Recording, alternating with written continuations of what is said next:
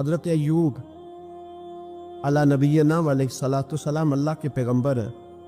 اللہ نے بیٹے بھی دیے، کھیت بھی دیے، بہت زیادہ جانور بھی دیے، بڑی دولت، بڑا کچھ. رب آزماتا بھی ہے، اس کا نظام ہے. جتنا کچھ کے قریب ہوتا ہے اتنا ہی زیادہ آزماتا ہے. فرشتے عرض کرنے لگے مولا جناب ایوب، اللہ کریم نے فرمایا یہ میرا دوست ہے، ایوب میرا نبی ہے، میرا پیغمبر ہے، میرا دوست ہے. تو فرشتے عرض کرنے لگے مولا جس کو اتنا نواز دے اس نے دوست تو بننا ہی ہوتا ہے. ایک روایت میں 7 بیٹے، ایک میں 14 بیٹے، کھیت کھلیان باغ بڑا کچھ، تو دوست تو بننا ہے. تو رب کریم نے فرمایا جاؤ آزما لو، جا کے جاؤ جا کے. کون کہہ رہا ہے؟ یاری تیری سونا تے ازمائشاں تیریاں اگ، اے سونا پرکھیا جاوندا ہی پہلو نال اگاں دے لگ، جاؤ آزما لو. فرشتے آ گئے، ایک ہی دن میں سارے باغ اجڑ گئے، جل گئے کھیت. ایک دن لگا، بننے میں وقت لگتا ہے، اجڑنے میں وقت نہیں لگتا. ایک دن لگا تو جانور ایک بیماری سے سارے مر گئے. جناب ایوب گھر سے باہر نکلے، واپس آئے تو ساری اولاد کی لاشیں پڑی. بڑا مشکل مسئلہ ہے نا، لیکن زبان پہ ایک ہی لفظ ہے، انا للہ و انا الیہ راجعون. حضرت ایوب صبر سے، حوصلے سے، اطمینان سے. اس پر بس نہیں، اللہ کے نبی پیغمبر. یہاں تو جو 5 نمازیں پڑھتا ہے وہ کہتا ہے مجھے بخار کیسے ہو گیا، اللہ تو میں نمازی ہوں. میں تو روزانہ سورۃ یاسین پڑھتا ہوں، میرے گھر میں فاقہ کیسے آ گیا. میں تو روزانہ صبح قرآن شریف کھولتا ہوں، پھر بھی حضرت جی میرے گھر کے اندر بیماری کا کیا لینا دینا. حضرت ایوب بیمار ہو گئے. 1 2 3 4 ہفتے، مہینے، سال نہیں، 16 سال بیت گئے بیمار. 16 سال بیت گئے، 16 سال. حضرت ایوب علیل ہے. ایک دن زوجہ قریب آئیں تو کہنے لگی آپ اللہ کے نبی ہیں، آپ جو بھی دعا کریں مالک قبول فرما لیتا ہے، دعا کریں آپ کو شفا دے دے. جناب ایوب فرمانے لگے ایک بات تو بتا، شفا کتنے دن رہی ہے؟ کہنے لگی 7 سال. فرمایا کھیت کھلیان اولاد مال دولت کتنا عرصہ رہا؟ کہا 7 سال. 60. آپ فرمانے لگے بیماری کو کتنے سال ہوئے؟ کہا 16 سال. فرمانے لگے ذرا مجھے تکلیفیں اور بیماریوں کو بھی 60 سال ہو لینے دے، پھر دعا بھی مانگ لوں گا. برابر تو ہو لے، ابھی تو صرف 16 ہوئے، 60 ہو لے دعا مانگ لوں گا. اور فرمانے لگے دعا مانگنی چاہیے پر میرے رب کو پتہ ہے ایوب کس حال میں ہے. بس زبان پہ یہ لفظ آئے تو اللہ نے فرشتوں سے فرمایا تم نے جانچ لیا ہے لیبلوکم ایکم احسن عملا، پتہ چل گیا؟ کا مولا چل گیا. فرمایا جاؤ اب میرے بندے کو نواز دو. بس مالک دے نیاز ہے نا. بنجر زمینیں پھر سے آباد ہو گئی، پھر سے جانور آ گئے، پھر سے وہی لہر بہر ہو گئی. بیٹے بھی اللہ نے دے دیے، مال دولت جائیداد ہر چیز، گھر میں بیٹھے شفا بھی ہو گئی. حضرت ایوب کی زوجہ قریب بیٹھی ہے، سکھوں کے دن آ گئے. پوچھنے لگی ایوب ایک مسئلہ پوچھنا ہے. ایک بات ذہن میں آئی، اجازت دے تو دریافت کروں؟ فرمانے لگے پوچھو. تو زوجہ عرض کرنے لگی حضور بتلائیے، دکھ اچھے کے سکھ، دکھ اچھے کے سکھ. تو جناب ایوب فرمانے لگے دن سارے اللہ کے، دن سارے اللہ، دکھی رکھے تب بھی مہربانی، سکھی رکھے تب بھی فضل اسی کے ہیں. پر اگر میرے دل کا حال پوچھے نا تو دکھ بڑے اچھے تھے، بڑے اچھے تھے وہ دکھ. کہا حضور دکھ اچھے تھے؟ تو جناب ایوب فرمانے لگے جب میں بیمار تھا تو میرا رب 24 گھنٹے میں ایک دفعہ میرا حال پوچھا کرتا تھا. رب پوچھتا تھا ایوب تیرا کیا حال ہے؟ رب پوچھتا تھا، خدا خود میرے مدلسبو اللہ پوچھتا تھا. فرماتے ہیں 12 گھنٹے اس مزے میں ہی گزر جاتے تھے کہ میرے رب نے میرا حال پوچھا ہے. 12 گھنٹے اس کیف میں بیت جاتے کہ اللہ نے حال پوچھا ہے. اور فرمایا اگلے 12 گھنٹے میں انتظار کرتا رہتا تھا کہ رب دوبارہ کب حال پوچھے گا. فرمایا 24 گھنٹے میں ایک دفعہ پوچھتا تھا. 2 عمر دراز مانگ کے لائے تھے 4 دن، 2 آرزو میں کٹ گئے، 2 انتظار میں. تو فرماتے ہیں بس یہ اس طرح حال گزر جاتا تھا. فرمانے لگے شفا تو ہو گئی، صحت تو ہو گئی، کھیت کھلیان تو ہو گئے پر اب میرا رب میرا حال تو نہیں نہ پوچھتا۔ حضرت یونس علی نبینا علیہ الصلوۃ والسلام نے ایک دن حضرت جبریل امین ملنے آئے تو جناب یونس علیہ السلام کہنے لگے اے جبریل، اللہ کے نیک بندوں میں جو اللہ کو اس وقت سب سے زیادہ پسند ہے نبیوں کے بعد، جو کرنا بات کا جو سب سے زیادہ اللہ کو پسند ہے نبیوں کے بعد ولیوں میں، اور سب سے زیادہ اللہ جس کو اللہ کی بارگاہ میں عبادت گزار لکھا جاتا ہے، میری اس بندے سے ملاقات کرا۔ تو حضرت جبریل نے جناب یونس علیہ السلام کو ساتھ لیا تو ایک شخص کے پاس پہنچے جو آنکھوں سے اندھا تھا، دونوں ہاتھ اس کے سلامت نہیں تھے اور پورے جسم میں پیپ جاری تھی، ریشہ تھا۔ جب جا کے السلام علیکم کہا نا حضرت یونس نے، اس نے وعلیکم السلام کے بعد پہلا لفظ پتہ کیا کہا؟ اس نے کہا یا اللہ تیرا شکر ہے، یا اللہ تیرا، آپ بھی ادا کریں اللہ کا شکر، یا اللہ تیرا شکر ہے۔ حضرت یونس علیہ السلام کہنے لگے تو شروع سے اس طرح کا ہے، نابینا بھی اور ہاتھوں سے معذور بھی اور سارا جسم شروع سے؟ تو بڑے ہی خوبصورت لفظ اس بیمار نے کہے، کہنے لگے نہیں حضور میں بالکل ٹھیک ٹھاک تھا، جب تک میرے رب نے چاہا کہ یہ دنیا کو دیکھے تو تب تک اس نے مجھے آنکھیں دی، اور جب اس نے چاہا کہ اب اس کا دیکھنا بہتر نہیں تو اس نے واپس لے لی۔ تو یا اللہ تیرا شکر ہے، اللہ تیرا شکر ہے۔ پھر کہا جب تک اس نے چاہا کہ میرے ہاتھ رہے تب تک رہے، جب اس نے چاہا کہ میرے لیے بہتر نہیں تو اس نے لے لیے، تو یا اللہ تیرا شکر ہے۔ جب تک اس نے چاہا کہ میرا جسم صحیح و سلامت رہے تو رہا، اور جب اس نے چاہا کہ میرے لیے بہتر نہیں تو مجھے بیمار کر دیا، تو یا اللہ تیرا شکر ہے۔ تو حضرت یونس علیہ السلام کہنے لگے جبریل واقعہ یہ اللہ کا سب سے زیادہ شکر گزار بندہ ہے، سب سے زیادہ عبادت گزار بندہ ہے، سب سے زیادہ۔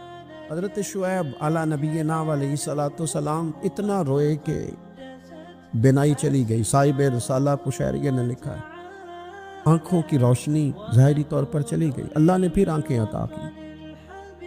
حضرت شعیب علیہ السلام پھر روئے، آنکھوں کی بینائی چلی گئی، اللہ نے پھر عطا کی۔ پھر روئے کہ آنکھوں کی بینائی چلی گئی، رب کریم نے پھر عطا کی۔ پھر ایک دن پوچھا مالک نے، کریم ہے نا جب چاہے پوچھے، بے نیاز ہے نا جب چاہے نہ پوچھے۔ اب پوچھا تیسری دفعہ، کہا اے شعیب اگر تو روتے ہو جنت کے لیے تو جنت آج سے ہی تمہارے نام کی، اور اگر روتے ہو دوزخ سے ڈر کے تو تمہیں آج سے آزاد کیا۔ سارا کچھ جانتا ہے رب، پر پوچھتا ہے بتاؤ نہ روتے کیوں ہو؟ خدا بندے سے خود پوچھے روتے کیوں ہو، بتاؤ نا۔ حضرت شعیب پھر رو پڑے، کہنے لگے مالک نہ جنت کی تڑپ نہ دوزخ کا خوف، میں تو تیری ملاقات کے شوق میں روتا ہوں۔ کبھی ملنا، کبھی وہ زیارت کی جو تڑپ ہے، اقبال کہنے لگے کبھی اے حقیقت منتظر نظر آنا لباس مجاز میں، لاکھوں سجدے تڑپ رہے ہیں میری جبین نیاز میں۔ یہ جو رب کے بندے روتے ہیں تو لوگ سمجھتے ہیں شاید دنیا کے لیے رو رہے ہیں۔ یہ رب کے بندوں کی آنکھوں میں آنسو آتے ہیں تو لوگوں کا خیال ہوتا ہے ہو سکتا ہے کوئی بچہ نوکری نہ لگتا ہو تو روتے ہیں، ہو سکتا ہے گھر میں کوئی آزمائش آ گئی ہو تو روتے ہیں، ممکن ہے کسی جگہ کسی چیز کی طلب نے بے چین کر دیا تو وہ طلب آنکھوں سے گر گئی۔ لیکن نہیں، اے تن میرا کنگھی ہووے تے میں زلف سجر دی باواں، تے پوش میرے دی جتی بن جائے تے میں یار دی قدمی آواں، مارو مارو مینو مار پکاؤ کوئی عذر نہ پیش لے آواں، تے جے سونا ہی میرے دکھ وچ راضی، جے سونا ہی میرے دکھ وچ راضی، جے سونا ہی میرے دکھ وچ راضی، تے میں سکھ نو چلے ڈاواں، مالک نے وصال میں راضی ہے تو بس ٹھیک ہو گیا، ٹھیک ہو گیا۔ وصل اچھا ہے نہ فراق اچھا ہے، بس جس حال میں محبوب رکھے وہی حال اچھا ہے، بس جس حال میں انہوں نے رکھا بات ٹھیک ہو گئی۔ اس میں اب انسان شکوہ کرتے پھرے گئے جس طرح ہے وہ کس اپنے آپ کو مطمئن رکھا ہے۔ مشکل کے بعد جو آسانیات، حضرت لقمان حکیم ان کے نام پر قرآن مجید کی پوری صورت ہے۔ حضرت لقمان حکیم علیہ رحمہ آپ اپنے بیٹے کو نصیحت کر رہے تھے، کہنے لگے بیٹا کو مشکل آئے تو گھبرانا نہیں، کوئی مشکل آئے تو، اگر بیٹوں کو سمجھ آ جائے کہ مشکل آئے تو سمجھ آ رہی ہے بات کی؟ مشکل آئے تو، اور کیا خوبصورت جملے، بیٹے کو بٹھا کے کہتے ہیں بیٹا چھوٹی مشکل آئے گی تو اللہ بڑی مشکلات آسان کر دے گا. سمجھو چھوٹی مشکلات آئیں تو اللہ نے بڑی مشکلیں اس نے آسان کر دی. اور آپ کو بتاؤں اصل انسان ہوتا ہی وہ ہے جو مشکلوں میں جینے کا ڈب سیکھ جاتا ہے. وہ بن جاتا ہے جو کرب کے حالات میں جینے کا سلیقہ سیکھ. اپنے بچوں کو یہ سمجھانا ہے. حضرت لقمان بیٹے مشکل آئے تو گھبرانا نہیں، بڑی کو ٹال دیتی ہے. وہ نیکی کا اور آسانی کا پیش خیمہ ہوتی ہے. اللہ اس کے بعد آسانی سے پیار ہے. کچھ دنوں کے بعد کہنے لگے آؤ فلاں اللہ کے نبی کی ملاقات کو چلو، فلاں نبی علیہ السلام سے ملنے چلتے ہیں. اس زمانے میں جو نبی تھے ان سے ملنے چلے گئے. بیٹے کو پاک کی آگ دی، گھوڑے پہ بیٹھے. امام ابن جوزی نے اس کو لکھا ہے. گھوڑے پہ بیٹھے تھے دونوں کے پاس گھوڑے تھے. اب رستہ بہت زیادہ تھا، کھانا ساتھ لے لیا، پانی ساتھ لے لیا، رستہ لمبا تھا، صحرا کا علاقہ تھا. جب جانے لگے تو اتنی سخت گرمی ہوئی کہ گھوڑے بھی بے ہوش ہونے لگے. اچانک ایسی گرم لو چلی کہ گھوڑے بھی. اب دونوں باپ بیٹا جو تھے وہ بڑی جوش میں تھے کہ جانا ہی جانا ہے. گھوڑے سے اتر کر کے پیدل چلنے لگے. اب پیدل چلتے چلتے ذرا آگے گئے تو گرمی میں جتنا بندہ پیدل چلتا ہے اتنا پیاس بھی زیادہ لگتی ہے. تو پانی پیتے رہے، کھانا کھاتے رہے، کھانا پانی بھی ختم ہو گیا. تھوڑا آگے چلے نا، اس قدر تکلیف بڑی کہ حضرت جناب لقمان کے بیٹے کے پیر کے اندر ایک ہڈی پیوست ہو گئی. اتنی بڑی ہڈی تھی وہ اندر ہی جلی گئی. پیر خون کے فوارے گرنے لگے. بیٹا بھی ہوش. حضرت لقمان اس کے سرانے بیٹھے تو بیٹا تھا نا، آنکھوں میں آنسو آ گئے. بیٹے نے آنکھ کھولی تو کہنے لگا ابا جی آپ تو صبر کرنے والے ہیں، آپ رو رہے ہیں. پر میں بیٹے میں کیا کروں، میرے سینے میں جو دل ہے وہ ایک باپ کا دل. تو باپ جو ہوا تیری دکھ پر رونا آیا. بڑی مشکل سے دانت کے ساتھ ہڈی نکالی. ہڈی نکلی تو خون بھی چلا. صاحب زیادہ کہنے لگا حضور آپ نے تو کہا تھا ہر مشکل کے بعد آسانی ہوتی ہے، اور چھوٹی مشکل دے کے اللہ بڑی سے بچا لیتا ہے، تو ہم تو اچھے کام چلے تھی. مشکل پہ مشکل یہ کیا ہے؟ حضرت لقمان کہنے لگے بیٹا نہ تو آپ کی حکمتوں کو جانتا ہے، نہ پوری طرح میں جانتا ہوں، لیکن جو میں نے کہا تھا وہ بات سچی ہے. فَإِنَّ مَعَ الْعُسْرِ يُسْرًا إِنَّ مَعَ الْعُسْرِ يُسْرًا. اللہ ہر مشکل کے بعد آسانی عطا فرمائے گا. اور فرمایا میرا ایمان ہے کہ ضرور عطا فرمائے گا. یہ بات کہہ رہے تھے کہ سامنے سے دھواں اٹھا. اتنا سخت دھواں اٹھا کہ آپ نے سوچا شاید وہاں بادی آواز آتے. وہاں چلنے لگے تو پیچھے سے کسی نے آواز دی ٹھہر جاؤ، رک. وہی رک گئے. تھوڑی دیر گزری تو کہا رک جاؤ. جب رکے تو ایک بولنے والا بولا، کہنے لگا تمہارے لیے تھوڑی دیر کے بعد جانوروں کا بندوبست کر دیا جائے گا، کھانے کا بھی بندوبست ہو جائے گا، بچے کا پیر بھی صحیح ہو جائے گا، چلے جانا لیکن ذرا ٹھہرو. حضرت لقمان کہنے لگے بولنے والے تو کون ہے؟ تو کہنے لگے میں اللہ کا فرشتہ ہوں.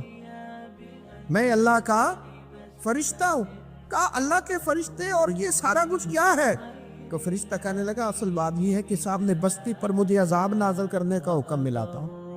آپ بڑی تیزی سے آ رہے تھے. میں نے رب سے دعا کی کہ اللہ اس باپ بیٹے کی غلطی کوئی نہیں، مہربانی فرما.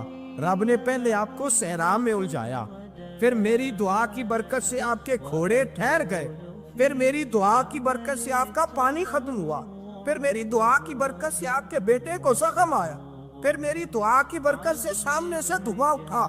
فرمایا یہ جو تمہیں مشکل پہ مشکل آ رہی تھی، یہ تو میرا رب تمہیں عذاب سے بچانا چاہ رہا تھا.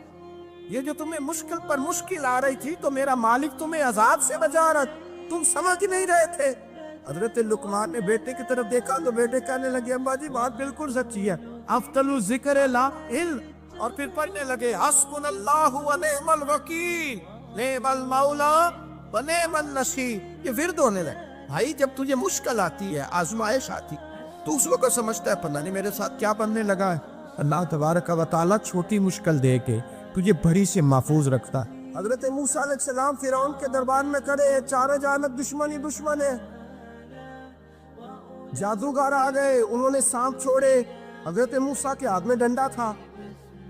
حضرت موسیٰ کہتے ہیں یا اللہ کیا کروں؟ اللہ تعالیٰ نے فرمایا اپنا سانپ پھینک دو. کہنا چاہیے تھا کہ یا اللہ ایک ہی کچھ ہے، اتنے سانپ ہے، بچانے کے لیے ڈنڈا ہے وہ پھینک دو. ڈنڈا پھینکا جاتا ہے، سانپ کو دیکھ کر کے قابو کیا جاتا ہے. یہ میرا اور آپ کا ذوق ہے نا، لیکن انبیاء کرام کا انداز ملاحظہ کیجئے میرے عزیزو. اللہ فرماتے ہیں ڈنڈا، اے موسیٰ ڈال دے اپنا عصا. پہلے نہیں فرمایا کہ سام بن جائے گا، فرمایا پر تو ڈال دے. میں اور آپ ہوتے ہیں تو سام سامنے ہے، ڈنڈا ہاتھ میں ہے، ہم کہیں گے عجیب بات ہے، یہی تو دفاع کی چیز ہے، اسی کو ڈال دوں تو بچوں گا کیسے؟ کہا ڈال دو. تو حضرت موسیٰ نے ڈال دیا، کہا میرے رب کا حکم ہے تو میرے لیے بہتر ہی ہوگا. اللہ فرماتے ہیں جب موسیٰ نے ڈالا تو میں نے اس ڈنڈے کو، اس عصا کو اژدہا بنا دیا. اب کبھی عصا بھی اژدہا بنے، کبھی چھڑی بھی بہت بڑا اژدہا بنی ہے، لیکن قرآن کہتا ہے جناب موسیٰ نے ڈالا تو اللہ نے اژدہا. بلکہ اس سے پیچھے چلیے، عورتیں کمزور یقین کی ہوتی ہے نا. جناب موسیٰ پیدا ہوئے تو اللہ فرماتے ہیں میں نے موسیٰ کی ماں کے دل میں بات ڈالی، ماں کے دل میں صندوق میں ڈال کے تو اس کو دریا میں بہا دے. حضرت موسیٰ کلیم اللہ علیہ السلام کے پاس اسرائیل روح نکالنے آئے تو حضرت موسیٰ نے تھپڑ مارا، آنکھ نکال دی. واپس گئے، اللہ انہوں نے تو جلال فرمایا، کہا موسیٰ علیہ السلام سے کہیے بیل کی پشت پر ہاتھ رکھیں، جتنے بال ان کے دستے مبارک کے نیچے آئیں گے اتنے 1000 سال ان کی عمر بڑھا دی جائے. یعنی میرے کان میں کو بتا دے کہ جناب 60 سال بڑھ گئی، کیا آپ کے کان میں کو کہہ دے تو خوشی ہوتی ہے کہ نہیں؟ لیکن یہ حقیقت پسندی نہیں، اس لیے کہ 60 بھی گزر جائیں گی، 70 بھی، یہ حقیقت نہیں. حضرت موسیٰ کلیم، چلے میں مثال دیتا ہوں، سمجھ لے 10 بال، حالانکہ بہت زیادہ آتے ہوں گے، 10 بال اگر حضرت موسیٰ کے ہاتھ کے نیچے آئے تو 10,000 سال تو عمر بڑھ گئی نا. 10 یعنی 10 سال نہیں، 10 نہیں، 10 بہت زیادہ تھی نا. تو حضرت موسیٰ کلیم اللہ علیہ السلام سے آ کے عرض کیا گیا حضور بیل کی پشت پر ہاتھ رکھیں، جتنے آپ کے ہاتھ کے نیچے بال آئیں گے اتنے 1000 سال عمر بڑھ جائے گی. تو حضرت موسیٰ نے حقیقت پسندی والی بات کی، فرمایا پھر کیا ہوگا؟ 10,000 سال کے بعد پھر کیا ہوگا؟ کہ حضور جانا تو پھر بھی ہے، فرمایا پھر ابھی چلتے. فرعون کو اس نے وہ خواب دیکھ لیا تھا کہ ایک ستارہ اٹھے گا اور پھر وہ گرے گا تو میری ساری سلطنت کو تباہ کر دے گا. نجومیوں سے اس نے پوچھ لیا، اس نے کہا کہ ایک بچہ پیدا ہوگا جو تیری سلطنت کو تباہ کرے گا. چاہیے تو یہ تھا کہ وہ توبہ کرتا، لیکن اس نے کیا کیا کہ اس نے بچوں کو قتل کرانا شروع کیا. یُسَبِّحُونَ أَبْنَاءَکُمْ، ذبح کرا دیتا تھا تمہارے بیٹوں، اور بچیوں کو وہ زندہ رکھتا تھا. تو حضرت موسیٰ جب پیدا ہوئے تو ان کی والدہ نے پتہ کیا کیا، ان کو ایک صندوق میں بند کر کے دریا میں بہا دیا. اب دریا میں بہتے جا رہے ہیں تو ماں کی تو پریشان بھی ہو گئی، ان کی ہمشیرہ کو کہنے لگی ذرا دھیان رکھنا کدھر جاتے. حضرت موسیٰ علیہ السلام دریا میں بہتے بہتے نا، فرعون نے نا دریا کے کنارے مکان بنایا ہوا تھا. آپ کو پتہ ہے بادشاہوں کا ذوق ہوتا ہے، آج کل ہمارے جو حکمران ہیں انہوں نے اس کا نام فارم ہاؤس رکھا ہوا ہے، میرا فارم ہاؤس، اور پرانے زمانے میں لوگ ڈیرا کہتے تھے. تو اس نے بھی اس طرح کا فارم ہاؤس بنایا ہوا تھا. وہاں پہ حضرت موسیٰ علیہ السلام تیرتے ہوئے تابوت کے اندر، صندوق کے اندر جا رہے ہیں. فرعون اور ان کی بیوی حضرت آسیہ بے اولاد تھیں، بڑی تڑپ تھی بیٹے کی، وہ بھی وہاں کھڑی تھی. صندوق تیرتا ہوا آیا تو فرعون نے کہا کہ جاؤ پکڑ کے لاؤ دیکھو کیا ہے. جب وہ لے کے آئے نا تو آپ کی ہمشیرہ جو نگرانی کر رہی تھی پریشان ہو گئی کہ یہ تو اس کے ہاتھ لگ گئے، یہ تو اب مار ڈالے گا. لیکن جب خوبصورت اور چمکتا ہوا بچہ دیکھا تو بی بی آسیہ کہنے لگی یہ بنی اسرائیل کا ہے ہی نہیں، یہ تو پتہ نہیں کہاں سے بہتا ہوا یہاں آ گیا ہے، تو ایسے ہی چھوڑ، یہ پتہ نہیں کہاں سے، رکھ نہ لیں، رکھ نہ لیں. تو حضرت موسیٰ علیہ السلام وہ کہنے لگا نہیں انہی کے ہیں، موسیٰ علیہ السلام اسی کے ہیں. تو آسیہ کہنے لگی تیرے تو سر پہ نا بس بھوت ہی سوار ہو گیا، ہر وقت وہی لوگ تجھے یاد رہتے، یہ پتہ نہیں کہاں سے بہ کے آئے. اب رکھ لیا، مان گیا فرعون. آپ فرعون کے گھر میں جو اس لیے بچے مروا رہا تھا کہ میری سلطنت حضرت موسیٰ پیدا نہ ہو جائے، تو اسی کے گھر میں پرورش پانے لگے، اسی کے گھر میں. اب عورتیں منگائیں گئی دودھ پلانے کے لیے، تو حضرت موسیٰ علیہ السلام کسی بی بی کا دودھ نہیں پیتے، تو آپ کی ہمشیرہ نہ وہی دائیں بائیں گھومتی رہتی. تو کہنے لگی جناب آسیہ سے کہ میں ایک بی بی کو جانتی ہوں، بڑی صاف ستھری ہے، مجھے امید ہے یہ بچہ اس کا دودھ پیے گا. تو فرعون کہنے لگا دوڑ کے لا. تو اپنی والدہ کو لے کے آئی تو حضرت موسیٰ نے فوراً دودھ پینا شروع کر دیا. فرعون کو پھر تھوڑا شک ہوا، ایک روایت یوں بھی لکھی ہے بعض لوگوں نے کہ فرعون ایک دن اٹھایا ہوا تھا حضرت موسیٰ کی ابھی تھوڑی سی عمر تھی، تو آپ نے اس کی داڑھی پکڑ کے تو ایک گھونسا دے مارا. جلالی تو شروع سے ہے نا. تو کہنے لگا آسیہ تو مان نہ مان یہ بچہ وہی ہے. تو حضرت بی بی آسیہ کہنے لگی کہ تجھے غلط فہمی ہے، یہ وہ نہیں ہے. اس نے کہا دیکھو نا، یہ تو اٹھاتی ہے تو پیار کرتا ہے، اور میرے جب قریب آتا ہے تو اس کے لب و لہجے میں تلخی محسوس کرتا ہوں. اس نے کہا بچوں کو کیا پتا. خیر، ایک طرف اس نے کھانے پینے کی چیزیں رکھ دی، ایک طرف انگارے رکھ دیے. وہ بھی حضرت آسیہ کہتی ہیں کہ تجھے سمجھ آئے بچے بچے ہوتے. حضرت موسیٰ بچے تو تھے پر تھے تو اللہ کے نبی نا، اللہ کے نبی تھے. جب اس نے کہا نا یہ بچے ہیں، تو حضرت موسیٰ علیہ السلام بجائے انگاروں کی طرف جانے کے، نبی تھے، وہ سیدھے کھانے پینے والی چیزوں کی طرف بڑھنے لگے. فرعون کہنے لگا آپ بتا. اللہ تعالیٰ نے حضرت جبریل کو بھیجا. انہوں نے کہا ادھر نہیں جانا، آپ ادھر جائیے. تو آپ آگ کی طرف گئے اور ایک کوئلہ اٹھا کے زبان پہ رکھ لیا. واسی کہنے لگی سمجھ آئی، بچے کو کیا پتا کدھر جانا ہے کدھر نہیں جانا. اگر وہ اتنا ہی خیال ہوتا، وہی بچہ ہوتا تو آگ. اور بعد مفسرین نے لکھا ہے یہ جو حضرت موسیٰ دعا مانگتے تھے نا، رب اشرح لی صدری ویسر لی امری، یہ وہ آگ کا انگارہ جب کوئلہ منہ میں رکھا تھا نا، تو اس کی وجہ سے زبان میں کچھ لکنت آ گئی. تو آپ دعا کرتے تھے کہ یا اللہ میری زبان کی وہ بند گرا کھول دے تاکہ میں کھل کے فرعون کے سامنے بات کر سکوں. وہیں حضرت موسیٰ پلنے لگے، وہیں پلے، وہیں جوان ہوئے، وہیں اللہ نے ساری دولتیں دی. بہن بھی ملی، ماں بھی ملی، اور سارے عزیزوں کا پیار بھی ملا. اسی گھر کے اندر اللہ نے پرورش کر کے فرعون کے ظلم سے بنی اسرائیل کو نجات عطا فرمائی کہ موسیٰ بھی فرعون کے گھر میں پلنے لگے. اور جب جوان ہو گئے تو فرعون کے ہاں جو ظلم ہوتا تھا حضرت موسیٰ اس پر بول پڑتے تھے، جلال فرماتے. تو فرعون پھر ناراض رہنے لگا، یہاں تک کہ اس نے آپ کو نکال دیا. آپ تشریف لے گئے وہاں سے. تو حضرت موسیٰ ایک دن شام کے وقت دوبارہ آئے بستی میں. لوگ سوئے ہوئے تھے. تو دو آدمی، ایک بنی اسرائیل میں سے اور ایک فرعون کی اپنی قوم میں سے، وہ دونوں آپس میں جھگڑ رہے تھے.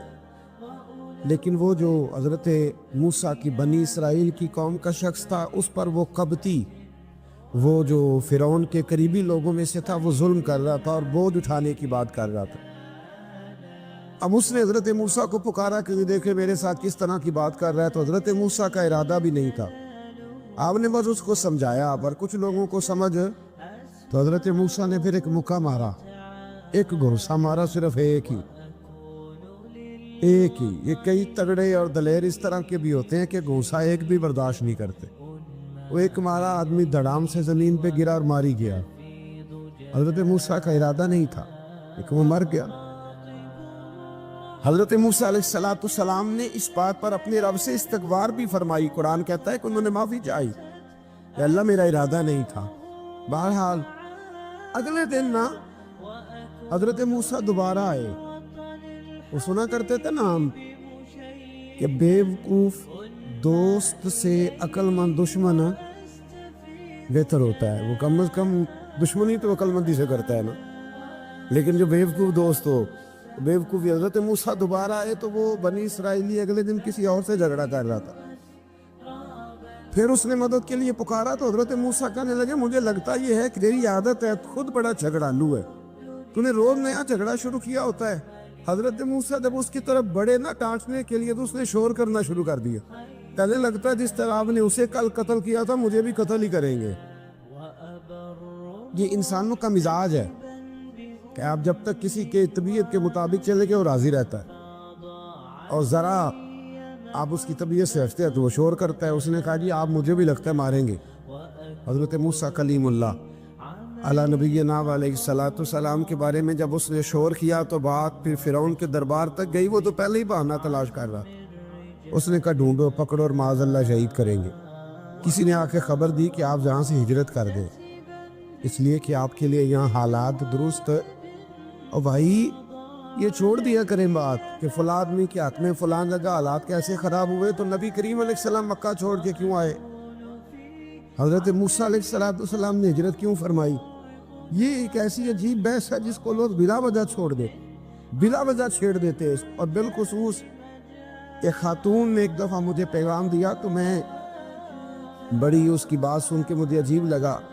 وہ کہنے لگی کہ دوسری جگہ میری شادی ہوئی ہے, مجھے طلاق ہو گئی تھی, تو مجھے ایک تانا روز سننے کو ملتا ہے تو اتنی اچھی ہوتی تو وہاں نہ رہ لیتی. تو بھئی یہ کوئی تانے والی بات ہے؟ کوئی ضروری ہے کہ بیوی غلط ہوتی ہے تو طلاق ہوتی ہے؟ اللہ کے محبوب علیہ السلام کی 2 صاحبزادیوں کو ابو لہب کے 2 بیٹوں نے طلاق بھیج دی تھی. کس کی غلطی تھی؟ آپ کیا کہہ سکتے ہیں یہاں کیوں طلاق؟ تو اتنی جلدی بات تھوڑی کر دیں گے آپ, تھوڑی احتیاط فرمائیں بول دیں. حضرت موسیٰ علیہ السلام وہاں سے نکلے اور آپ مدین کی طرف چلے گئے. مدین وہ علاقہ تھا جہاں فرعون کی حکومت کوئی نہیں تھی. حضرت موسیٰ جیسے ہی وہاں پہنچے تو ان کے اندر ایک جذبہ تھا, ظلم ہوتا نہیں دیکھ سکتے. جب وہاں پہنچے تو انہوں نے دیکھا لوگ اپنے اپنے جانوروں کو گھاٹ پہ پانی پلا رہے ہیں اور 2 خواتین ہیں وہ بالکل پیچھے کھڑی ہیں. تو حضرت موسیٰ کلیم آگے بڑھ کے کہنے لگا تم کیوں نہیں پانی پلاتی؟ تو وہ کہنے لگی ہمارا بھائی کوئی نہیں, باپ ہمارا بوڑھا ہے. اللہ اکبر. مجبوری یہ ہے, ہم ہیں بھی پردہ دار گھرانے کی, مجبوری ہماری یہ ہے کہ جب تک یہ سارے لوگ پانی پلا نہیں لیں گے اتنی دیر تک ہماری باری نہیں آئے گی. تو حضرت موسیٰ کلیم اللہ علیہ السلام فرمانے لگے اچھا یہ بات ہے تو جانور مجھے دو. وہ ہو یہ رہا تھا کہ چونکہ مرد پانی پلا رہے تھے تو اور جتنے بھی مرد آتے جاتے تھے وہ گھستے جاتے تھے اور عورتیں بیچاری کھڑی تھیں. حضرت موسیٰ جھٹ سے آگے بڑھے, پیچھے ہٹو. ان 2 خواتین پاک باز عورتوں کے جانوروں کو پانی پلایا اور پھر آپ دوبارہ وہیں بیٹھ گئے. وہ بیویاں جلدی جلدی گھر گئیں, جا کے اپنے والد سے کہنے لگی ابا جی کمال ہو گیا, اس بستی میں ایک ایسا آدمی ملا ہے جو عورتوں کی طرف دیکھتا ہے تو نیکی کرنے کے لیے آگے بڑھتا ہے, جو مجبور اور بے کس کے لیے اچھے جذبات رکھتا ہے. فرمایا جلدی لاؤ. کچھ مفسرین اور طرف بھی گئے ہیں لیکن جمہور نے لکھا ہے کہ وہ حضرت شعیب علیہ السلام تھے. حضرت شعیب نے گھر بلایا, اپنی ایک بیٹی کو بھیجا, فرمایا بیٹے بلا کے لاؤ. وہ جب گھر آئے تو آپ فرمانے لگے آپ میرے ساتھ اجرت طے کر لیں, 8 سال یا 10 سال آپ میری بکریوں کو چرائیں, میرے گھر میں رہیں. اور پھر فوراً ہی فرمانے لگے اگر آپ ہمارے گھر میں رہیں گے دیکھ بھال کریں گے تو میں اپنی ایک بیٹی کا نکاح بھی آپ کے ساتھ کر دوں.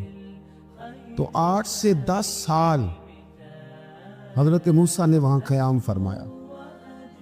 اور پھر جب آپ کا نکاح ہو گیا تو آپ اپنی بیوی کو لے کے مصر کی جانب جا رہے تھے, تو رستے میں نا ٹھنڈ زیادہ ہو گئی تو اپنی زوجہ سے کہنے لگے وہاں آگ جل رہی ہے, میں تیرے لیے آگ لے کے آتا ہوں تاکہ تو تاپ سکے, گرمی حاصل کر سکے. وہاں گئے تو درخت سے آواز آئی موسیٰ میں تیرا رب ہوں. درخت سے آواز آئی موسیٰ میں تیرا رب ہوں. اور حضرت موسیٰ کلیم اللہ کو وہاں وہی آنی شروع, وہاں وہی اللہ تعالیٰ نے انہیں وہ عصا عطا فرمایا جو پھر بعد میں اژدہا بنتا تھا. رب کریم نے وہیں حضرت موسیٰ کلیم کو وہیں ید بیضا عطا فرمایا. اپنا ہاتھ گریبان میں ڈال کے نکالتے تھے تو چاند اور سورج کی طرح روشنی دیا کرتا. ید بیضا لیے بیٹھے ہیں اپنی. میں کبھی کبھی کہا کرتا ہوں کہ مولا کے دینے کے انداز بڑے انوکھے ہیں. بھائی یوسف کو کنویں میں پھینکتے تو اللہ مصر کا حکمران بنا دیتا. تو پھر حضرت موسیٰ وہاں سے واپس آئے اور آ کر کے آپ نے دوبارہ وہ سارا نظام زندگی شروع فرمایا. موسیٰ علیہ السلام نے ان کو دعوت حق دی اور کہا کہ میں تمہارے پاس واضح نشانیاں لایا ہوں, بنی اسرائیل کو میرے ساتھ بھیج دو. فرعون نے معجزات پیش کرنے کے لیے کہا تو حضرت موسیٰ علیہ السلام نے اپنا عصا زمین پہ ڈالا, اپنا عصا, اپنی چھڑی, اپنا ڈنڈا زمین پہ ڈالا تو وہ ایک واضح اژدہا بن گیا. پھر حضرت سیدنا موسیٰ علیہ السلام نے اپنا ہاتھ گریبان سے نکالا تو وہ دیکھنے والوں کے لیے روشن ہو گیا, ہاتھ کے اندر نور پیدا ہو گیا. ید بیضا لیے بیٹھے ہیں اپنی آستینوں میں. فرعون کے سرداروں نے حق کو قبول کرنے کی بجائے اسے جادو قرار دے دیا اور کہا کہ یہ تمہیں اپنے ملک سے نکالنا چاہتا ہے. انہوں نے کہا اس معاملے کو ذرا ڈھیل دو اور جادوگروں کو جمع کرو. جادوگر آئے, انہوں نے فرعون سے کہا کہ ہم حضرت موسیٰ کے مقابلے میں جادو تو دکھائیں گے معاذ اللہ, لیکن اگر ہم غالب آ گئے تو پھر ہمارا انعام کیا ہوگا؟ سودا پہلے طے کر رہے ہیں, کیا انعام ملے گا؟ اس نے کہا کہ اگر تم غالب آ گئے تو میں تمہیں اپنا قریبی بنا لوں گا. بادشاہوں کا قریبی ہونا بھی تو بڑی بات ہے نا, لوگ بڑے پاپڑ بیلتے ہیں قریبی ہونے کے لیے. اور یہ جو قریبی ہوتے ہیں نا، بالخصوص جو بادشاہوں کے قریبی ہوتے ہیں، بادشاہوں کی تباہی کا سبب بھی یہی لوگ ہی بنتے ہیں. یہ ان کو روز خبر دیتے ہیں کہ سب اچھا ہے، سب اچھا ہے. اور دنیا کے زیادہ تر حکمران انہی لوگوں کی وجہ سے تباہ ہوتے ہیں، کیونکہ ان کا خود عوام سے رابطہ نہیں رہتا.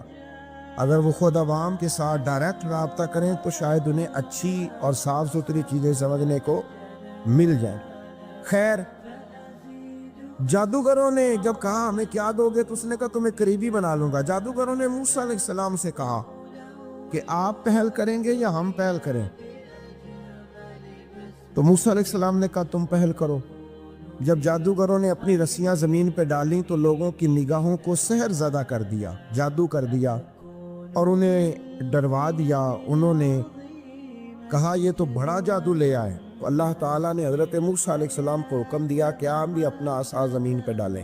ان کی رسیاں سام بن گئی تھی نا، دراصل وہ سانپ بنی نہیں تھی، لوگوں کی آنکھوں پر جادو ہو گیا تھا، انہیں سانپ نظر آ رہا تھا. فرمایا آپ بھی اپنا عصا زمین پہ ڈالیں.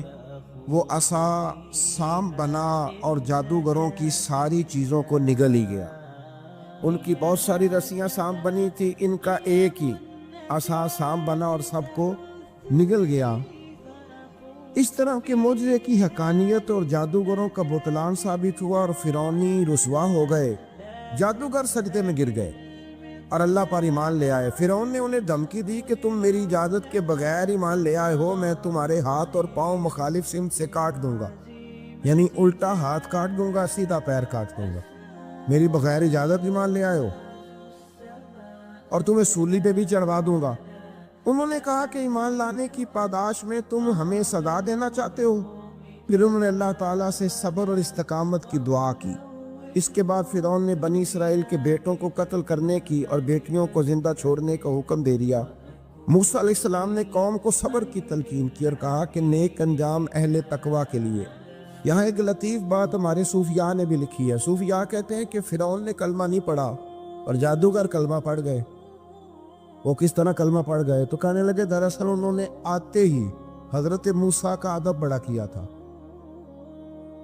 جادوگر حضرت موسیٰ کے مقابلے میں آ کے بھی ان سے کہتے ہیں کہ رسیاں آپ پہلے ڈالیں گے کہ ہم ڈالیں؟ آپ ایسا پہلے رکھیں گے کہ ہم رکھیں؟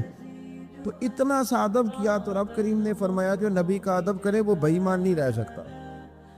جو نبی کا ادب کرے وہ بے ایمان نہیں رہ سکتا، اور جو نبی کی بے ادبی کرے وہ ایماندار نہیں رہ سکتا. ختم ہو گئی بات. یہاں ہمارے صوفیاء نے یہ بات لکھی ہے کہ چونکہ انہوں نے آتے ہی کہا تھا کہ آپ پہلے ڈالیں گے یا ہم پہلے ڈالیں، تو حضرت موسیٰ سے انہوں نے پوچھ لیا. نبی کے پوچھے بغیر پہل لکھی تو اللہ نے انہیں ایمان کی دولت عطا کر. اللہ تعالیٰ نے فرعونیوں پر قحط سالی کا عذاب نازل کیا. فرعونیوں کا طریقہ یہ تھا کہ اچھائی کو اپنا کمال گردانتے تھے، کہتے تھے یہ ہماری طرف سے، اور برائی کو معاذ اللہ بدشگونی کے طور پر موسیٰ علیہ السلام کی طرف منسوب کرتے تھے. کہتے تھے معاذ اللہ آپ کی وجہ سے یہ سارا کچھ ہو رہا ہے.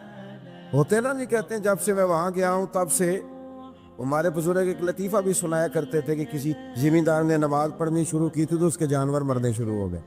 اب لوگ سمجھتے ہیں کہ معاذ اللہ شاید یہ کسی بزرگ کے سبب سے ایسا ہے، حالانکہ یہ تو اللہ کی طرف سے آزمائش ہوتی ہے، اس کی حکمتیں ہوتی.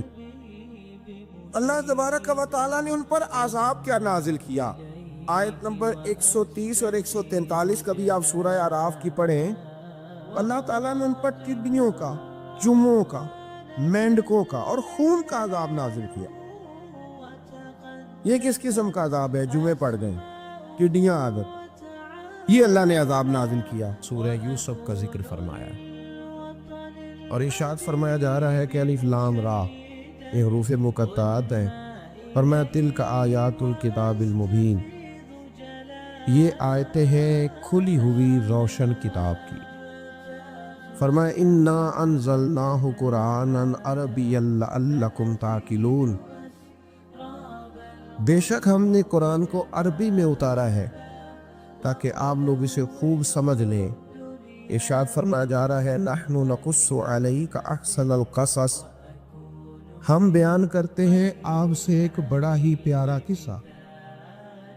احسن القصص، قصوں میں سے ایک بڑا پیارا قصہ. بما اوحینا، تاکہ ہم اس قرآن کے ذریعے جو ہم نے آپ کی طرف نازل کیا ہے، ہم ایک پیارا قصہ آپ سے بیان کرتے ہیں وَإِن كُنتَ مِن قَبْلِهِ لَمِنَ الْغَافِلِينَ، اگرچہ اس سے پہلے آپ اس کی خبر رکھنے والوں میں سے نہ تھے۔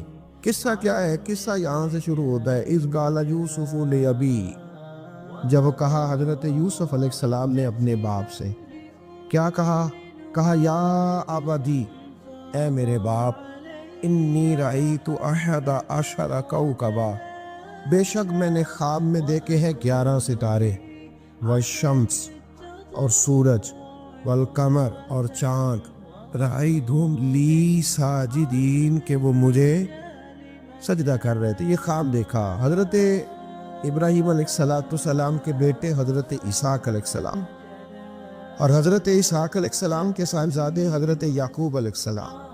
حضرت یعقوب علیہ السلام نے کئی نکاح فرمائے، اللہ نے آپ کو 12 بیٹے عطا فرمائے۔ 2 بیٹے تھے آپ کے، حضرت یوسف علیہ السلام اور حضرت بنیامین علیہ السلام، جو ایک والدہ سے تھے۔ حضرت یوسف علیہ السلام بڑے حسین و جمیل تھے، بڑے خوبصورت تھے۔ کچھ لوگ ظاہراً خوبصورت ہوتے ہیں تو کچھ کی ساتھ عادتیں بھی بڑی خوبصورت ہوتی، بڑے نفیس، بڑے فرما بردار، بڑی میٹھی ٹھنڈی بات کرنے والے۔ ہوتا یہ ہے کہ جب کہ بچہ پیارا بھی ہو اور عادتیں بھی اچھی ہوں تو ماں باپ کی آنکھوں کا تارا بن جاتا ہے، باقی محنت کرنے کی بجائے شکوہ کرنا شروع کر دیتے۔ تو حضرت یوسف علیہ السلام کے والد حضرت یعقوب علیہ السلام اپنے بیٹے سے بڑا پیار کرتے تھے۔ اور آج اس واقعے میں آپ کو یہ بھی سمجھ آئے گی کہ ساری زندگی لوگوں نے ماں بیٹے کا پیار بیان کیا ہے، یہ وہ واقعہ ہے جس نے باپ بیٹے کا پیار بیان کیا اور انوکھے انداز میں بیان کیا۔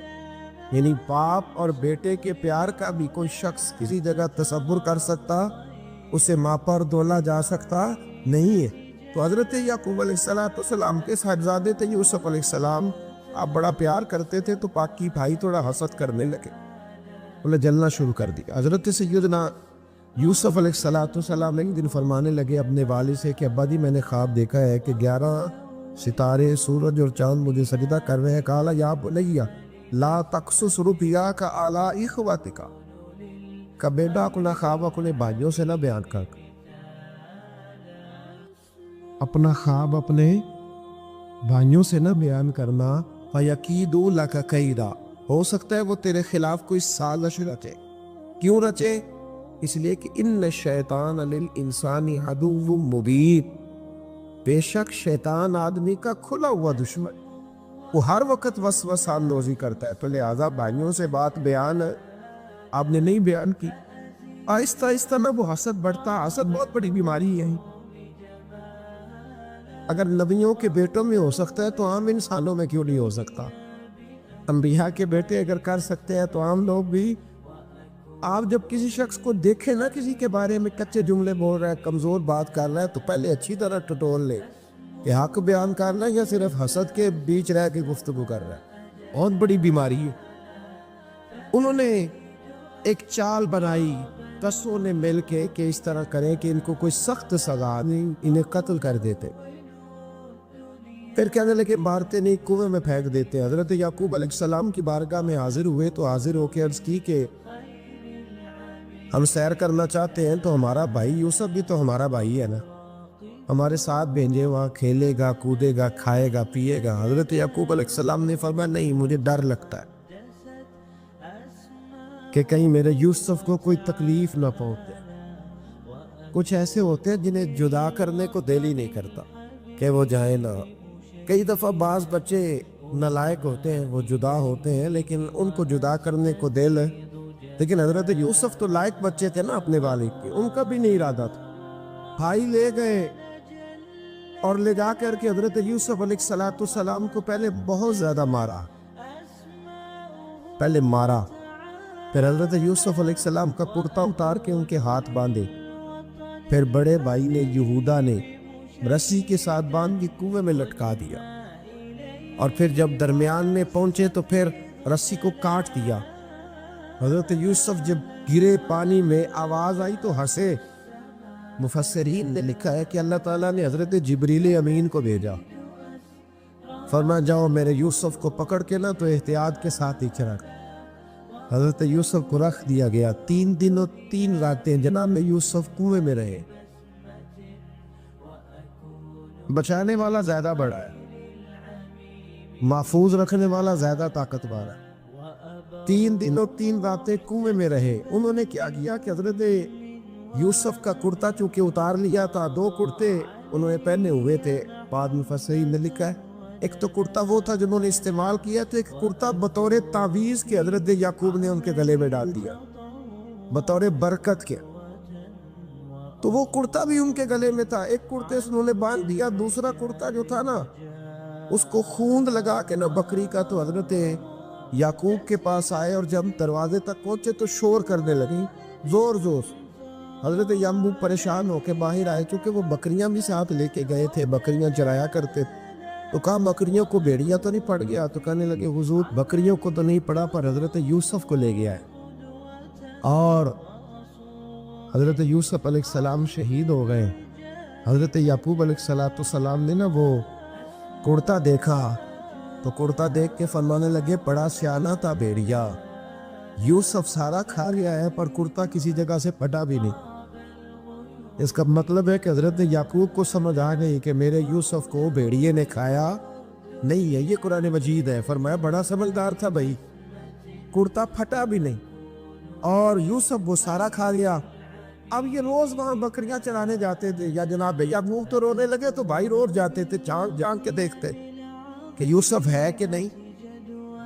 تیسرے دن ایک قافلہ وہاں سے گزرا جو مصر جا رہا تھا، انہوں نے پانی نکالنے کے لیے جب ڈول لٹکایا تو حضرت یوسف نے پکڑ لیا۔ اس شخص نے حضرت جناب یوسف علیہ السلام کو اوپر کھینچا، جب اب آپ بھی اوپر زندہ نکل آئے تو بھائی پھر حیران ہو گئے، ابھی بھی شکر ادا نہیں کیا کہ 3 دن کے بعد دیکھو اللہ نے کتنا فضل فرمایا ہے۔ لیکن وہ پھر کہنے لگے قریب آ کے نا اس سے یہ ہمارا بھاگا ہوا غلام ہے، اگر تمہیں چاہیے تو لے لو، سستا بیچ دیں گے۔ حضرت یوسف کا قول بعد مفسرین نے لکھا ہے، آپ فرماتے ہیں کہ مجھے جب انہوں نے تھپڑ مارے تو اتنی تکلیف نہیں ہوئی، کنویں میں پھینکا تو اتنی تکلیف نہیں ہوئی، تکلیف تب ہوئی جب انہوں نے مجھے بھائی نہیں مانا اور کہنے لگے یہ ہمارا بھاگا ہوا غلام ہے۔ تو کہا کتنے کا بیچو گے؟ کہا تم 20 درہم دے دو اور لے لو۔ 20 درہم کا جناب یوسف کو بیچ دیا۔ وہ لے گئے مصر کی منڈی میں، وہاں قیمت لگنے لگی، کتنے ہزار، اتنے ہزار، اتنے ہزار۔ اللہ اکبر۔ جناب یوسف کہتے میں نے وہ رنگ بھی دیکھا کہ جب میرا باپ سب سے بڑھ کر مجھ سے پیار کرتا تھا، اور آج میں وہی یوسف ہوں جس کی بولیاں لگ رہی، جس کی بولیاں لگ رہی۔ عزیز مصر آ گیا، مصر کا جو مال خزانہ کا مالک تھا وہ شخص آ گیا۔ اس میں بھی کئی اقوال ہیں کہ وہ بادشاہ تھا کہ کیا تھا، بہرحال عزیز مصر آیا، خزانوں پر قبضہ اسی کا تھا۔ اس نے حضرت یوسف علیہ السلام کے وزن کے برابر سونا تول کے دیا، وزن کے برابر چاندی تول کے دی، وزن کے برابر اس نے ہیرے جواہرات دیے، پھر گھر لے گیا۔ اور جناب یوسف علیہ السلام فرماتے ہیں میں ایک آزمائش سے نکلا، جب گھر آیا تو بڑے سکون سے رہنے لگا۔ عزیز مصر نے اپنی بیوی زلیخا سے کہا اس کا خاص خیال رکھنا۔ فرماتے محبت ملنے لگی، پیار ملنے لگا، گھر میں بڑی خوشی سے رہنے لگا، پر اللہ کو کچھ اور ہی منظور تھا۔ آزمائش پر آزمائش ذرا دیکھیے گا، پہلے باپ کا پیار، پھر کنواں، پھر کنویں سے بچ گئے تو مصر کی منڈی۔ فرماتے وہاں سے میں بچ کے آیا، عزیز مصر کے گھر رہنے لگا۔ زلیخا فریفتہ ہو گئی، گناہ کی دعوت دینے لگی، تو حضرت یوسف نے کہا قال معاذ اللہ، میں اللہ کی پناہ چاہتا ہوں۔ سارے دروازے بند کر کے جب وہ پیچھے بھاگی، اصل حسین وہی شخص ہوتا ہے جو اپنے باطن کے حسن کو بچا لیا کرتا ہے، جو سوداگری کرنے لگے وہ تھوڑا حسین ہوتا ہے۔ حضرت یوسف علیہ السلام جب بھاگے تو اس نے پیچھے سے پکڑ کے کرتا کھینچا، کرتا پھٹ گیا۔ ابھی آپ دروازے تک پہنچے تھے، عزیز مصر خود آ گیا۔ اس نے آگے کہا یہ کیا ہو رہا ہے؟ اس نے مکر کیا، زلیخا نے، کہنے لگی کہ ہونا کیا ہے، اس کو گھر میں رکھ کے پالا ہے، اب جوان ہوا ہے تو معاذ اللہ اس نے میرے طرف دست درازی کرنے کی کوشش کی۔ حضرت یوسف پھر خاموش ہو. بھائی بیچ رہے تھے تو پھر بھی خاموش تھے. کبھی کبھی کچھ چیزیں خاموش رہ کے سہ نہیں پڑتی. زخم میں زخم کھا کے جی، خون جگر کے کھونٹ پی، آہ نہ کر لبوں کو سی، یہ عشق ہے کو دل لگی نہیں. حضرت یوسف علیہ السلام پھر چوپ ہے. زلیخا نے بڑی باتیں کی. ایک دانا آدمی تھا، قرآن کہتا ہے ایک بولا بولنے والا، ایک عقل مند بولا. اس نے کہا دیکھو، نہ زلیخا کی سنو نہ یوسف کی سنو. اگر تو کرتا آگے سے پھٹا ہوا ہے تو پھر غلطی ہے جناب یوسف کی، اور اگر پیچھے سے پھٹا ہے تو پھر زلیخا کی غلطی. حضرت یوسف کی معاذ اللہ پھر غلطی. تو عزیز مصر نے کرتا دیکھا تو پیچھے سے پھٹا تھا، لیکن امام قرطبی کہتے ہیں وہ کوئی عقل مند آدمی نہیں، وہ تو 4 مہینے کا بچہ تھا. وہ ایک 4 مہینے کا وہ قریب تھا. حضرت یوسف علیہ السلام کی گواہی دینے کے لیے اللہ نے اسے زبان نہیں کی. زلیخا کے ماموں کا بیٹا تھا، 4 مہینہ کا گہوارے میں لیٹا ہوا، جب بادشاہ سے فیصلہ نہیں ہو رہا تھا اور بادشاہ پریشان تھا عزیز مصر کے. کسی کو جا کے بتاؤں گا تو کوئی کیا سوچے گا، اس کے گھر میں کیا کچھ ہوتا ہے. کہتے پریشان تھا تو پنگوڑے سے بچہ بول پڑا. کہنے لگا بادشاہ اگر تو کرتا آگے سے پھٹا ہے تو پھر معاذ اللہ غلطی حضرت یوسف کی، اگر پیچھے سے پھٹا ہے تو پھر زلیخا کی. تو کرتا پیچھے سے پھٹا تھا. حضرت یوسف کے حق میں گواہی مکمل ہو گئی. اب آہستہ آہستہ نا دربار میں محل میں بات پھیلنے لگی. تو بیویاں کہنے لگی اوہو زلیخا تو ایک غلام پہ عاشق ہو گئی ہے. ایک غلام پہ. تو زلیخا کہنے لگی تو اجے میرا محبوب نہیں ڈٹھا. یہ رٹے ڈالنے والے دیکھتے نہیں اور دور کھڑے رہ کے کہانیاں سناتے رہتے.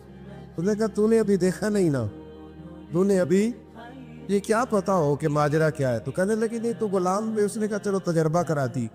ساری عورتوں کو بٹھایا، ہاتھ میں ایک سیم دیا، ایک چھری دی، اور جب پوری تیاری ہو گئی پھل کاٹنے کی عورتوں کی تو جناب یوسف سے کہا ذرا جھلک تو دکھاؤ.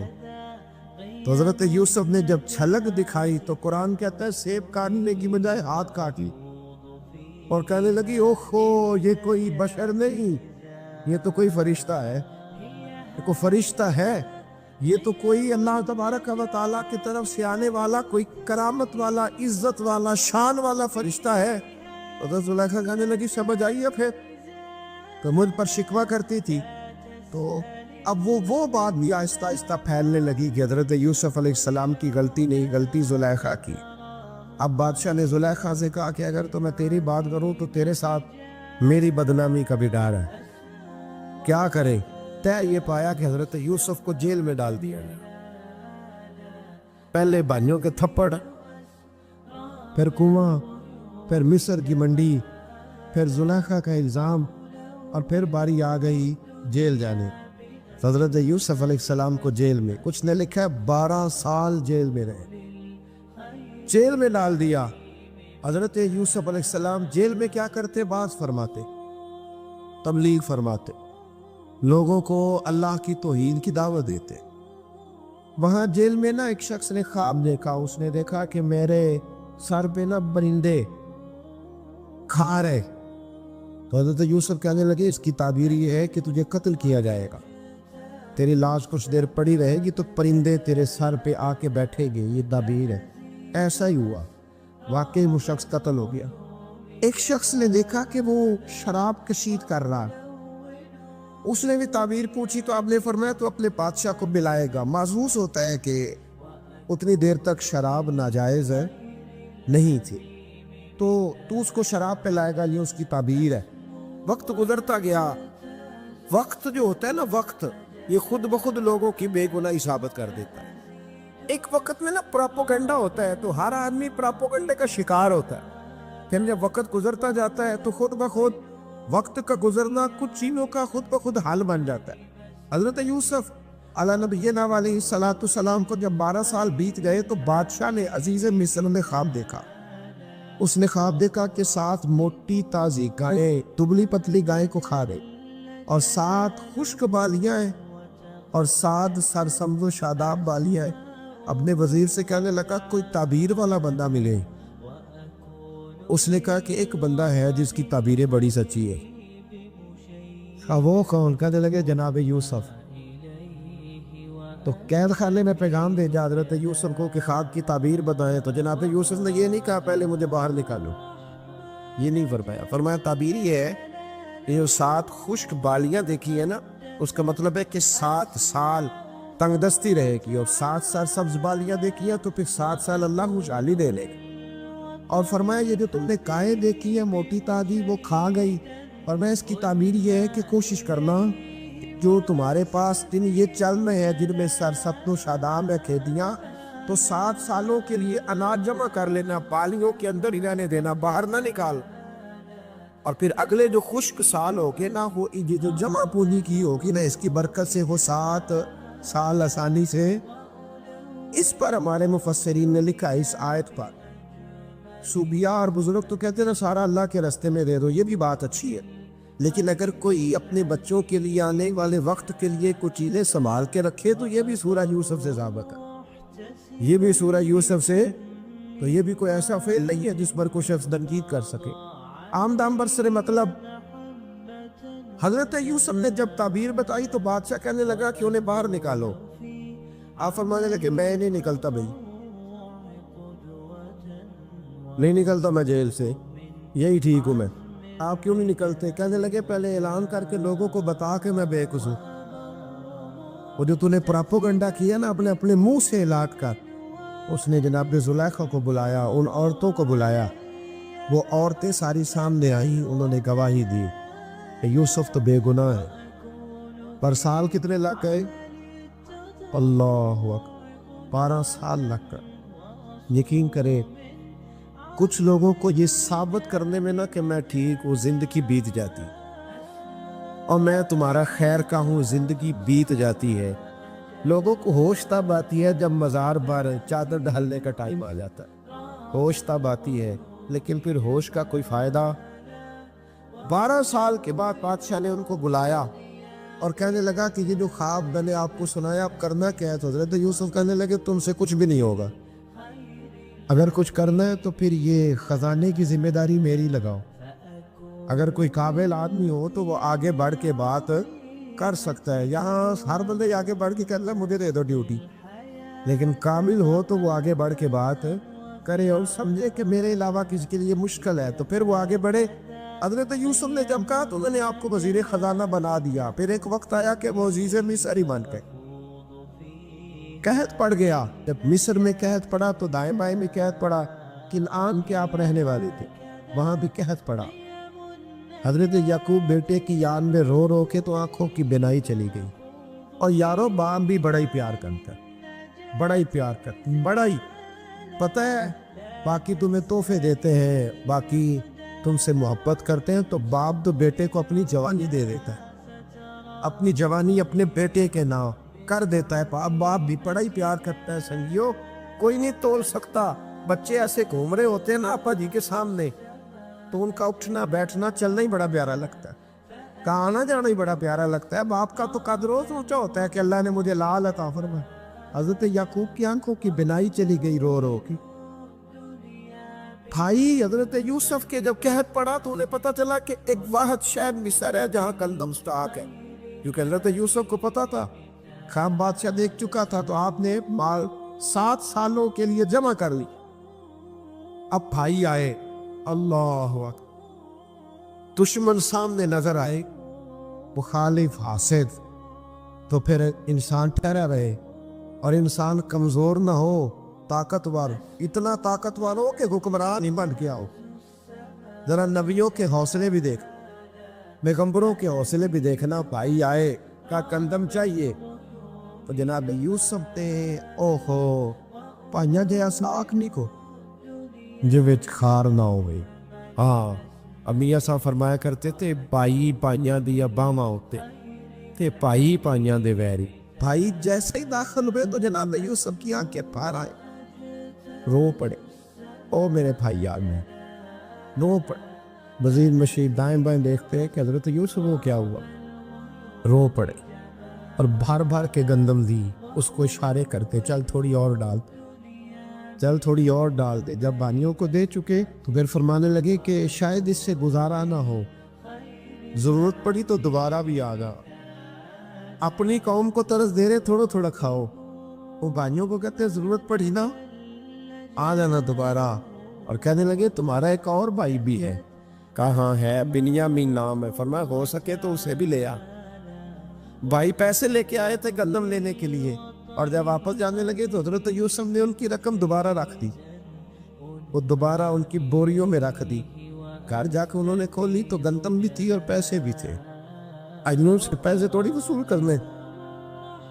جا کے اپنے والد سے کہنے لگی ابا بادشاہ پڑے دیکھے ہیں پر اس میں کوئی خوشبو دیکھی. تو اس نے کہا ہے کہ اپنے دوسرے بھائی کو بھی لے کے آنا, تو بنیامین کو لے جائیں. حضرت یعقوب فرمانے لگے پہلے بھی تم پہ بھروسہ کر چکا ہوں, بار بار نہیں کروں گا. یوسف گوا چکا ہوں. پوتے بول پڑے, کہنے لگے دادا جی آپ تو ہر وقت یوسف یوسف ہی کرتے رہتے. انہوں نے ضد کی, اصرار کیا, تو جناب بنیامین کو ساتھ وعدہ لے کے, عہد لے کے, قسم لے کے بھیج دیا حضرت یعقوب نے. جناب بنیامین بھی پہنچے مصر میں. یہ دونوں ایک ماں سے تھے, سگے دونوں تھے. حضرت یوسف نے جناب بنیامین کو دیکھا تو اپنے ساتھ بٹھا لیا, اور ذرا باتیں کر کے نا ادھر بیٹھ جاؤ ادھر بیٹھ جاؤ, اچھا نہیں ہے جگہ آپ ادھر آ جاؤ میرے ساتھ بیٹھ جاؤ. بھائی سمجھ سکا, اچھا چلو ٹھیک ہے آپ ادھر آ جاؤ. بھائی کو ساتھ بٹھا لیا. ابھی جب چیزیں دینے لگے تو کان میں کہنے لگے, وہ پریشان تھے نا حضرت بنیامین کی یہ بندہ کیا کر رہا ہے. کان میں کہنے لگے میں بھائی ہوں تیرا, میں یوسف ہوں. اس طرح کہا یار تھوڑے دن میرے پاس رہ نہیں چاہتا. حضرت بنیامین کہنے لگے رہ جاتا ہوں. رہ گئے جناب بنیامین. اب کہا نہیں میں نہیں بھیجوں گا. کچھ لوگوں نے یہ لکھا ہے کہ حضرت بنیامین کے جو بوری تھی اس کے اندر انہوں نے تھیلے کے اندر شاہی پیالہ رکھ دیا اور فرمایا اس کو ہم نہیں جانے لیں گے. ہمارا پیالہ کیسے, یہ نہیں کہا کہ یہ چور ہے, کب پیالہ کیسے آیا اس کے تھیلے میں, لہذا یہ ابھی ہم لے گا ہمارے پاس دیکھیں گے. باقی چلے گئے تو یہودا کہنے لگا کہ میں نہیں جاتا, میں یہیں ٹھہروں گا, اس لیے کہ میں باپ کو کیا بتاؤں گا کہ پہلے بھی میں کرتا میں ہی لے کے گیا تھا یوسف کا, اب میں کیا بتاؤں گا. واپس گئے اور جا کے بتایا کہ جناب بنیامین کو انہوں نے رکھ لیا ہے, معاملہ بن گیا ہے. وہ کہتے ہیں کیسے پیالہ آیا ہے, شاہی پیالہ. حضرت سیدنا یعقوب علیہ السلام فرمانے لگے میں نے تمہیں پہلے ہی کہا تھا کہ تم میرے بنیامین کو بھی لے جا رہے ہو. پہلے میں بھروسہ کر کے یوسف کے معاملے میں پریشان ہوں. فرمایا اس طرح کرو, جاؤ ڈھونڈو جا کے میرے یوسف اور ڈھونڈو جا کے میرے بنیامین کو, جاؤ تلاش کرو. اللہ اکبر. بھائی دوبارہ آئے, گندم بھی ختم ہو گئی تھی. آتے ہی کہا کہ اے عزیز مصر بڑی بری حالت ہے, ہم بڑے پریشان ہیں, ہمارے باپ کی رو رو کے آنکھیں چلی گئی ہیں, مہربانی کرو کچھ گندم بھی دے دو, اور اس طرح کرو کہ ہمارا بھائی بھی ہمیں واپس کر دو تاکہ ہم اسے لے جائیں اور ہمارے والد گرامی کی آنکھیں ٹھنڈی ہو. حضرت یوسف علی نبینا علیہ الصلوۃ والسلام ان کی باتیں بھی سننے لگے اور غور سے ان کے چہرے بھی دیکھنے لگے, غور سے.